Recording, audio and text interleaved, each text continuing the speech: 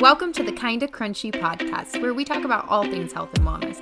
We can't wait for you to hear today's episode, so let's get to it. Hi guys, welcome to Kinda Krunchy. My name is Jensen. I'm Rachel. And we are joined with a special guest this week. So we're not going to do any life updates this week. We're just going to get right into it. This week we are talking about clean beauty. I feel like this is something that you guys ask us a lot about because most of you guys wear makeup, and it's crazy how the skin truly is like the biggest organ of our body, and we put so much on it every day, and it's like that has such a big impact on our health. So that's such a small change that has like big results. So that's something that you guys ask us about a lot, or it's just something a lot of times that people in their like clean journey are like, oh, what can I swap out with makeup? So we're talking about Clean Beauty Day, and we have a guest on. I would like to welcome Leah. She is here just to talk about all things clean beauty. It's something she's super passionate about. I met Leah. She's been kind of my like beauty counter rep because I do use some of their products. And we've met like once or twice in person. We're both from the Lancaster area. But Leah, thank you for being on. I will let you kind of give a brief introduction of yourself, and we can get into this week's episode.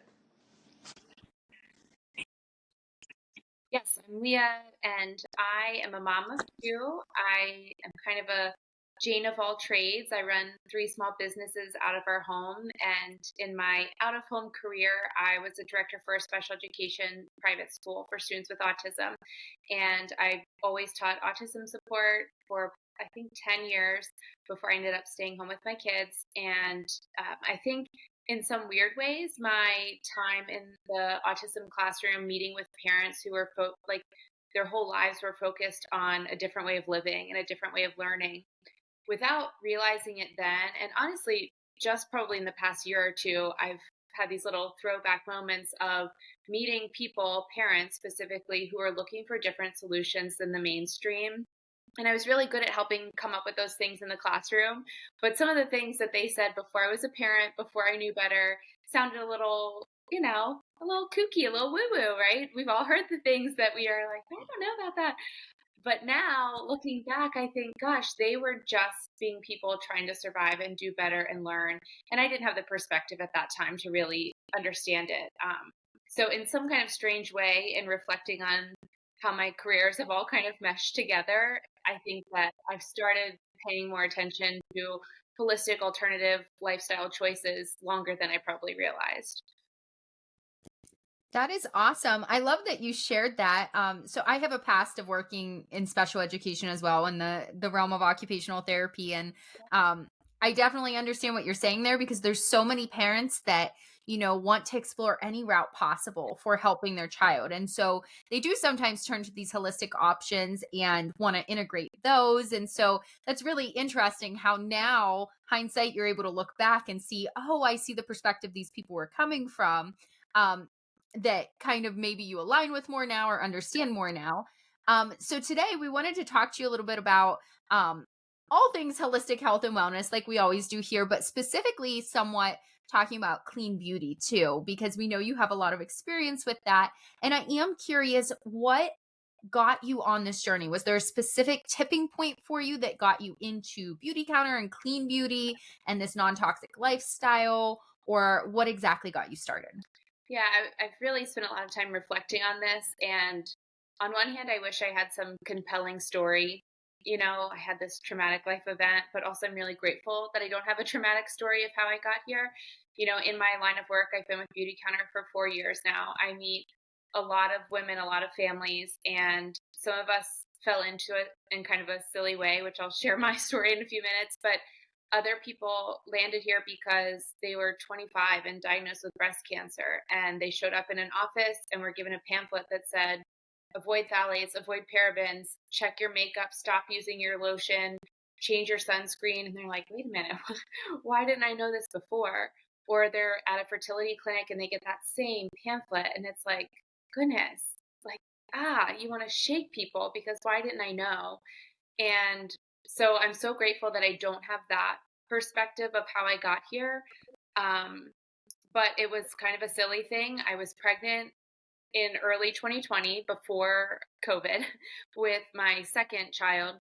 And at that time, I started noticing that I was looking a little tired and I just wanted an eye cream. That's all I wanted. I was like, I've never had an eye cream before, but I think it's time.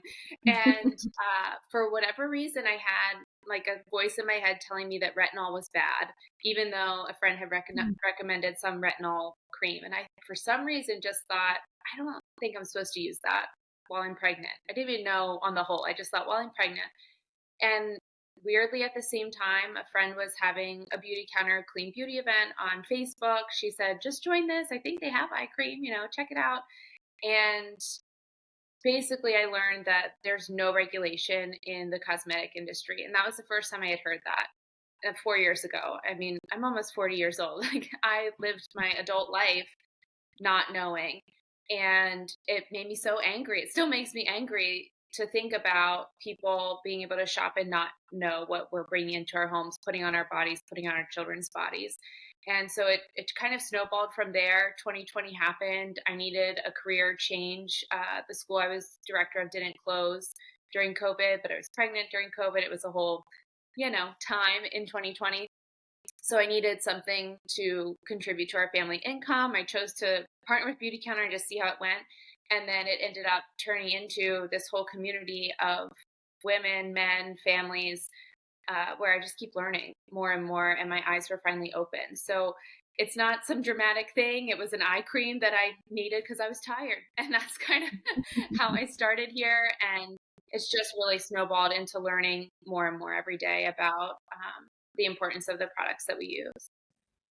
That's awesome. It's crazy how like one little thing, like you were just tired, you wanted an eye cream, and now it has led to a career and just like how many beneficial things for your health, like just like every chemical that you were putting on your body before, like now you know, and now you can advocate that to other women, to everyone around you. Like it's just so cool how one thing can spiral into something so big. So I'm grateful that it wasn't anything super traumatic, that it was just something cool like that. Right. But that's awesome how, yeah, you're able to have a career out of it and like you're just so passionate about it. As you were saying that, I was just like reflecting on like my childhood and like teenage years and the products that I used. So many of them. Like I just sometimes I go home and I look at like sometimes I have like my old products when I was like in high school or something, and I'm like, I was dousing my body in this, but we just didn't know. No, Like nobody knew. no. And Jensen, I did pageants when I was a teenager and in college, and I mentored young girls after I kind of got out of the title competing part of it. I traveled the country as a choreographer and producer for pageants. And we had some rules, no makeup till you're 14 kind of thing. But even then it was like, oh, here's this great lipstick. And now I like cringe to think about what I was recommending to people, to dozens of products before she leaves the house. And it sounds like a lot, but if you think about, you wash your hands, you wash your face, you might put on a toner or a serum or a moisturizer, then you wear your sunscreen. If you wear makeup on a daily basis, you have foundation, you have eyebrow gel, you have mascara, you have eyeshadow, you have lipstick or lip gloss, or maybe both, and a lip liner, and then you have concealer. And it's like, oh my gosh, you really are exposed to that many things in a day. And if you have children, you're putting all the stuff on them too. So it's pretty like astounding, Jensen, when you do look back and think about what all we collected, right? And it was always like a good purchase. One of my friends used to subscribe to one of those boxes. I forget what it was. And she got like 20 trial sizes of different brands every month, and she has this little drawer still in her house of all of these samples. I'm like, stop using that stuff, you have to pay attention. But yeah, it is wild how much it adds up.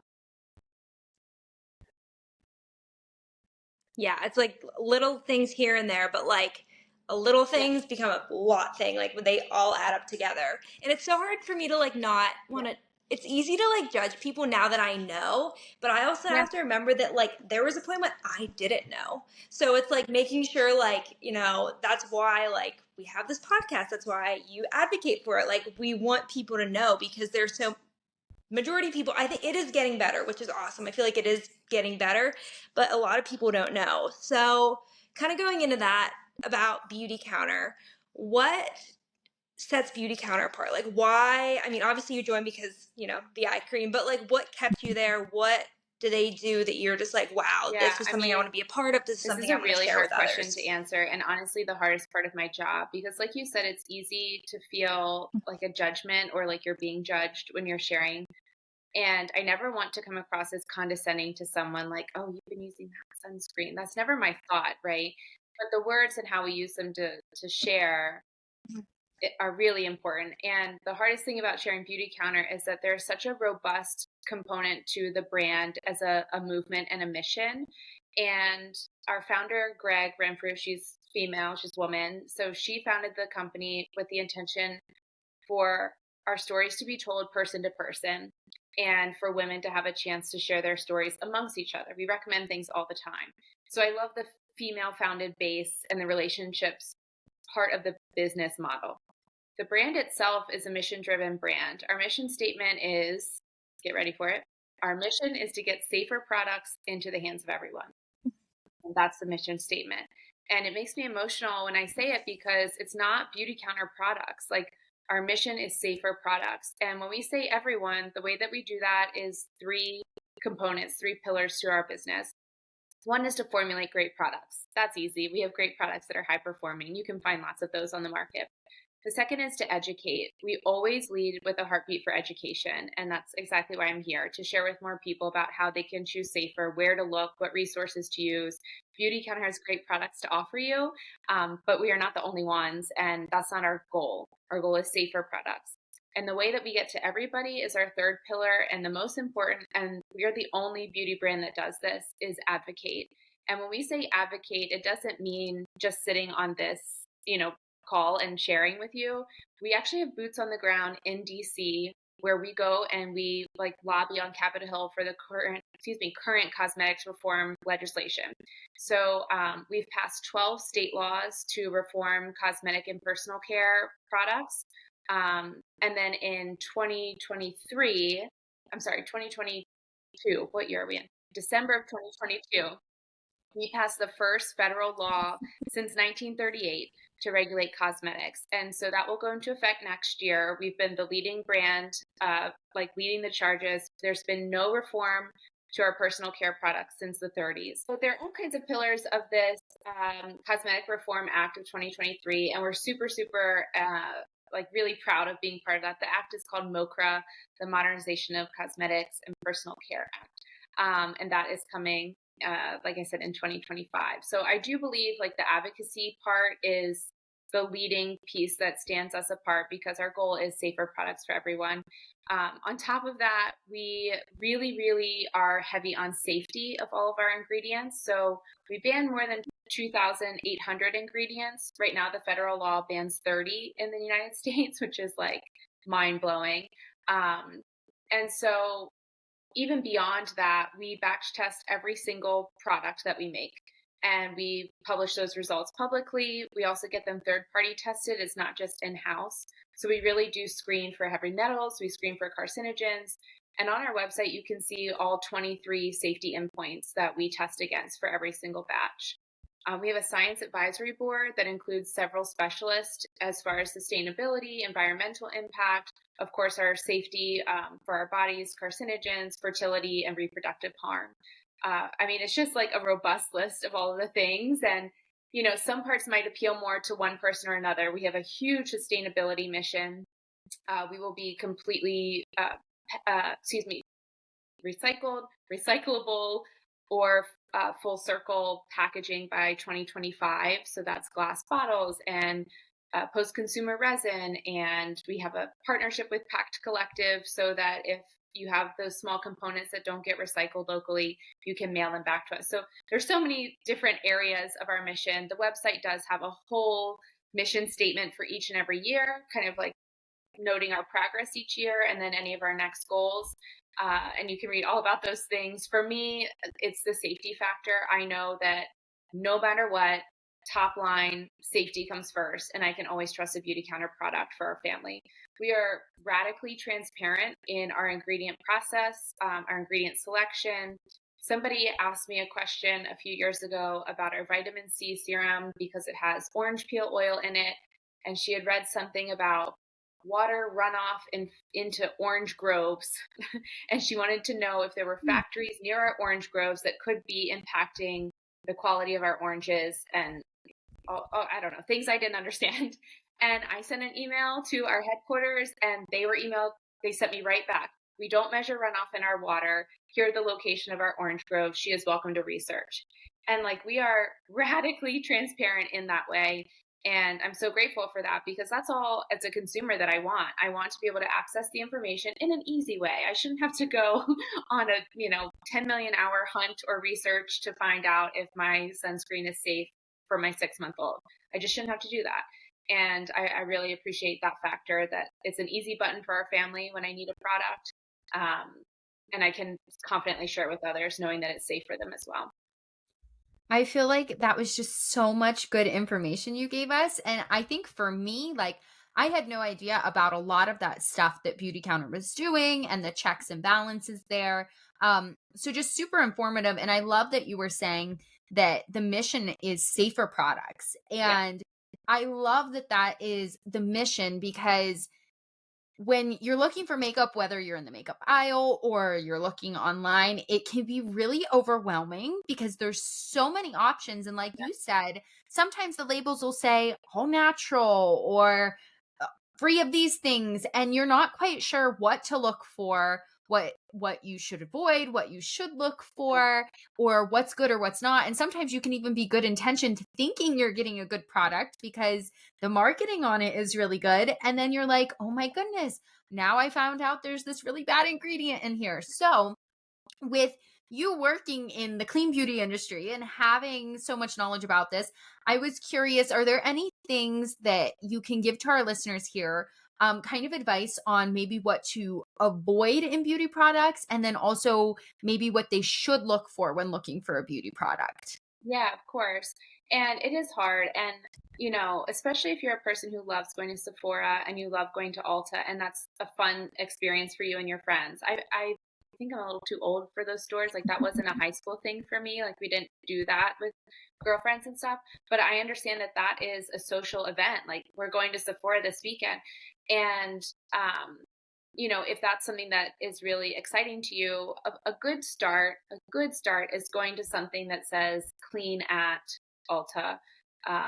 Conscious Beauty, I think, is at Ulta. And actually, to your point, Sephora actually lost a lawsuit recently because they had a whole section called Clean at Sephora. And someone said, I've been using this product and actually XYZ are in here and they are not clean. This is not okay. And that's part of the problem is there's no established definition of clean. And like you said, the brand might be trying to do their best and they don't even know. They don't have a science advisory board. They don't have an advocate for safety. So, starting in that section is a good start. Things to avoid, especially in personal care products that you will see a lot. Fragrance, parfum, you will see that everywhere. It's going to be in your powder. It might be in your lipstick. Fragrance, parfum is easiest one to avoid and sadly the easiest one to find. So you might pick up 60 things in the aisle and just be so frustrated. So I'm sorry about that. But that one, fragrance, if you aren't familiar with the loophole, that term fragrance can hide hundreds of ingredients, and companies right now do not have to disclose what's in there. So even a shampoo bottle that says paraben free, parabens, it might also say phthalate free. Those are classes of chemicals that are known to disrupt our hormones, may lead to cancer and affect fertility and the safety of babies in the womb. So those products that have parabens and phthalates in them, the product that says they don't have parabens or phthalates, well, parabens and phthalates are also preservatives. And so fragrance as an ingredient has to be preserved in masses, right? Because the companies buy them in masses. So within that fragrance, there could be a paraben ingredient in there used to preserve the fragrance. And then, XYZ shampoo company is using that, but they didn't choose a paraben, so they don't know that that's in there either. So that's where that fragrance word is really frustrating because you just don't know. It could be totally fine. Side note, there is a company at Target, Grove Collaborative and 9 Elements. I don't know if you talk about them at all in your home home care products, laundry detergent, things like that. Those list natural fragrance, which you also may see. Both of those companies, because this is a passion for me, when I go into their website, they actually do disclose on their website their natural fragrance ingredients, and you can see everything disclosed there. So some companies really do have good heart, you know. So fragrance you'll want to avoid. Something else you'll see in personal care is talc. That is still being used, TALC, talc. It's what makes things powdery. And, you know, some brands say that it's totally safe. Johnson & Johnson lost bajillions of dollars in lawsuits because it has been related to ovarian cancer when used in the genital area. So talc we avoid. And instead of talc, what you can look for is cornstarch, baking soda. Those are going to be other powders that you can use for powdered products. And then the last one that you see a lot in skincare, we'll say PEG, which is polyethylene glycols, and then they'll have a number after it. So PEG 10, PEG 80, PEG 100.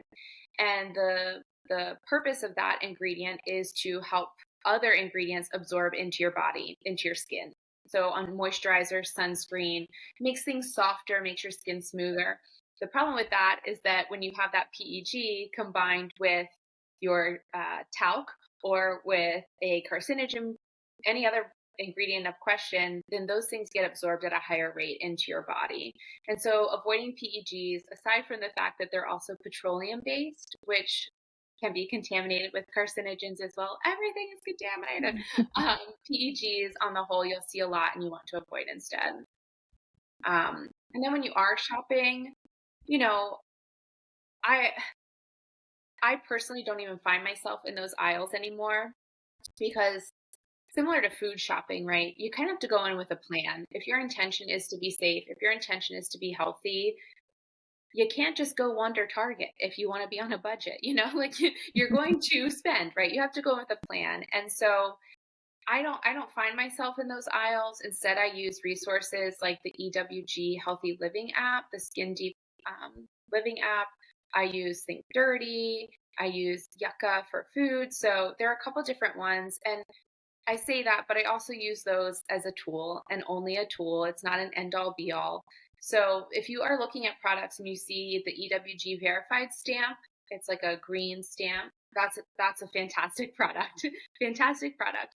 If you see a circle with a B inside of it, that means that it's a certified B corporation. B corporations are pretty strong. They work for the safety of people and planet is their mission. Not all of them are, quite frankly, up to beauty counter standards, but they are really safe products on the whole, and you can learn more about them by using other tools. Leaping Bunny, give or take, could mean a lot of things. You know, if that part is important to you, you want to look for vegan certified instead. Yeah, so I think you're looking not only for avoiding parfum, fragrance, talc, PEGs, but you also want to look for things that may have a longer list. You know, a lot of times people think that a long list is bad and a short list is good. But if your product said water and poison ivy, or your product said water, eucalyptus oil, peppermint oil, spearmint oil, lavender oil, lemon oil, and it's longer, it could be a safer product, you know, so you can't just go based on, oh, I only want a few ingredients. That's not necessarily always going to be your safer choice either. Oh, that was so good. There's so many things. Like, I remember when I was like getting into this, I was like, everything in the store is like corrupt. And when you were saying about like Sephora, I just like, I thought right away, like, I feel like nowadays so many like literally 9-year-olds are like wearing full faces of makeup. I feel like with TikTok and social media, like, I feel like I was a kid, I was playing outside. Kids now are like putting on a full face of makeup, and I'm like, you're gonna wreck your hormones for life. But yeah, just so glad that you're able to just like tell us more about this, because I know for me, like, I'm in this crunchy world and can kind of be overwhelming. So like for you to like talk through each of them was really good. And again, just like, it's always about making like the better choice. Like, you might not make the best choice for every product. One, it's expensive. Two, you can't be perfect. And that's going to stress you out too. But it's like utilizing, you know, your resources, trying your best, like being like, okay, this isn't the best product possible, but it's better than like the Bath and Body Works product I was using. Yeah. So it's about finding that like happy medium too. But one thing I wanted to ask you was just as like a tangible tip for our listeners, if someone could switch out 3 products only, I know that's hard because we use a lot of products, but what are 3 things that they would be and why? Yeah. I've thought a lot about this, and I think the 3 products that you change out are the 3 that stay on your skin and body the longest. So if you wear makeup, it should be your foundation product. Um, Everyone, sunscreen. I know sunscreen, sun exposure. It's always like, a conversation to be had. If and when you wear sunscreen, it lays on your body, it lingers. There are environmental impacts for certain types of sunscreen as well. Beauty Counter helped to pass a law in Hawaii that banned a certain class of chemical sunscreens. I know you guys have talked about chemical sunscreens. So sunscreen, I would definitely switch out for yourself. And the reason that it was banned in Hawaii is because the coral reef effects, actually, it wasn't even about human safety. But to put it into perspective, if surfers in the worldwide, there's one of them, ocean, if their sunscreen is impacting the hormones of fish in the coral reef in this grand scheme of the ocean, think about what it's doing to our hormones staying on our body directly on our skin. And it never really hit me like how important that was and how important that law is until I was putting into perspective a quote from our founder. She says, "A rising tide lifts all ships." And that is exactly it. Like when Banana Boat is required to make a safer sunscreen for Hawaii, they're not going to make a Hawaii only sunscreen. They're going to make a sunscreen in the masses that then goes on all the shelves. And then when we all start to choose safer, it rises that ship and tells other brands like, wait a second, we need and demand something safer. So I diverged a little bit there. But so sunscreen, your makeup that stays on your skin. And then my last one is so hard. Do I really have to choose one? You can choose 2 if you want. You can do 2 more. We'll let you do 4. Okay. So on one hand, I really want to say lipstick and color products because the colorants in your products, and I know, Rachel, you make your own makeup. Like you've talked a little bit about how to do all those things, and you can do that. But let's be honest, it is a lot easier to grab a color product at the store, right? Mm-hmm. But those color products are notoriously contaminated with lead and other heavy metals that can cause cancer. So color products that are staying on your skin, like that's hard for me to not talk about. And then the last one, I would have to say deodorant, making sure that you're using a safe deodorant, especially as women. We are putting the deodorant literally on our breast tissue. Like we are laying it on our breast tissue hours and hours every single day. And, there's no direct research that says aluminum in our antiperspirant causes cancer. And that's a piece of education I have to share. There's no A causes B. However, there are studies that show that increased aluminum exposure in your breast tissue increases production of estrogen. And there are studies that show that increased estrogen increases your risk of breast cancer. So it's not A equals C, but we have a lot of links to consider. So I think deodorant would probably be one that I really encourage people to explore. It is a journey to change that one, but I think, Jensen, I talked to your husband about that before I even met you, changing Logan's deodorant. Yeah, it hasn't happened yet. So, no, it's an ongoing battle, but I'm not going to give up. Yeah, it is tough. Actually, I think I remember you saying that on another episode about the manly smelling deodorant, and we're just trying to help them all the best that we can. But Yep. Yeah, no, that was great advice. I think, like you were saying, those products that we have on us all day, kind of like what you were talking a little bit ago, is, you put all these things on in the morning, not thinking anything of it. Like they're the products you've always used your whole life or whatever. And then when you really start counting them up and being like, this is on me the whole day, this product I'm using. I have it on my face. I'm reapplying this lotion. I'm reapplying my lipstick. I have these scents on my body, in my hair. I have all these things. And then you factor in like the toxic products that can also be like cleaning and home goods and the clothes I'm wearing were laundered in toxic products or the bedding, then we really start to realize our exposure, our toxic load is like overloaded because Yeah. it's constant on us. We're not giving ourselves a break. And so, really making these swaps in all areas, like we talk about on here, is important.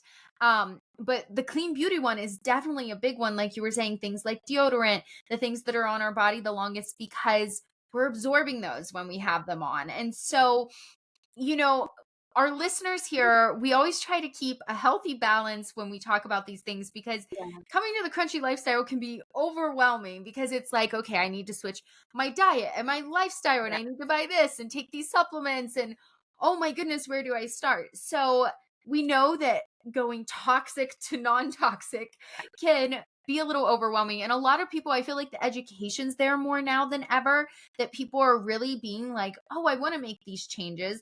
But sometimes they start to get overwhelmed by, well, what do I swap? Where do I Yeah. start?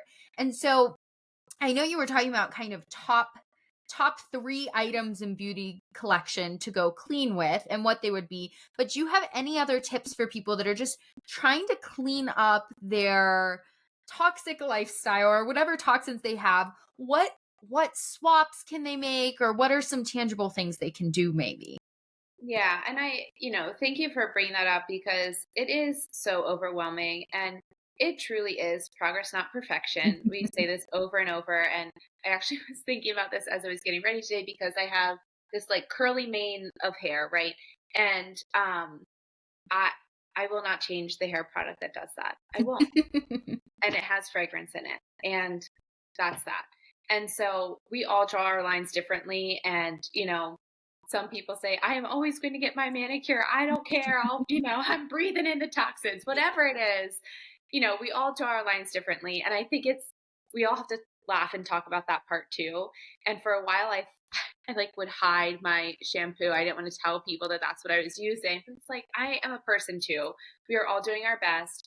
And, I do think I it can be so overwhelming and I can fall into this too because of social media. I think there's so many armchair experts and I am not an expert. I'm here to tell you what I know and what I've learned in 4 years, but this we're all learning. And so I think slowing down, sometimes turning off the research and rabbit hole and noise, and starting by looking at the products that are in your home and really just give yourself the intention of a week of looking at what did I use today? What did I use this week? And think about how many products was that. And then you can use an app like EWG or Think Dirty and just start scanning. And then you decide the shampoo is staying or I don't really like it anyway. Maybe I could be fine with something else. And so you just kind of chip away. And then I tell people there are 2 approaches that you can take for actually making the change. One is waiting until you run out of something. Like it's okay. There's a research study of teenagers from Berkeley, and they changed their cosmetics to safer products without PFAS, without parabens, without phthalates, without fragrance. And in just 3 weeks, their hormone levels changed. And so when you think about yes, it is a lifetime of build up, and the longer you can be in a safer lifestyle, great. But also, if you make a quick change, it's going to start adding up in a positive way too. And so it's okay if you finish out the bottle of shampoo. It's okay if you finish that expensive foundation you got for your birthday. It's okay. And and so that's one approach. As you run out of things, hey, I'm running low on this product. Let me see if there's a safer option for me to try. And then the other approach would be to start instead by looking at what stays on your body and starting with those products. And then things like your shampoo, your hand wash, your laundry detergent, some of those things might be easier to switch out because there are more of those readily available on the shelf. But they're also smaller ticket items, price point wise, and they're also not laying on your skin all day long. When you were talking about that, Rachel, I was thinking, what else do we do all day long? Nothing. You don't eat salad all day long. You don't exercise all day long. Mhm. You don't, I hope, smoke a cigarette all day long. Like, even if you are smoking, you're not doing it all day long. But products that go on your skin and body are there all day long.